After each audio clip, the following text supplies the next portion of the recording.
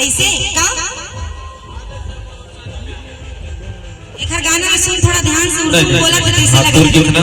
वो हमर तोर सही रही ना बतवत के मन रहे आज सनम मधुर चांदनी वो जमाना की गीत हमर लइके मत हमर अभी की गीत गाबो आता सुजे वाला मस्त बैठ के राम तो नाचना है बिल्कुल नचा चल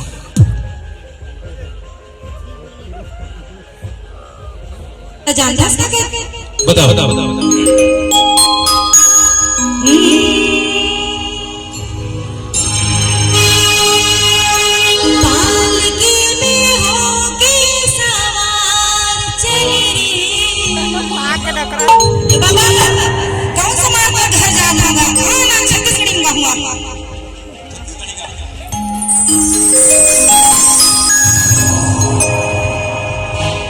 अच्छा तोर मोर माया करेला चाहे गावा का गावा तोर मम्मी परत है बता का गाना गावा।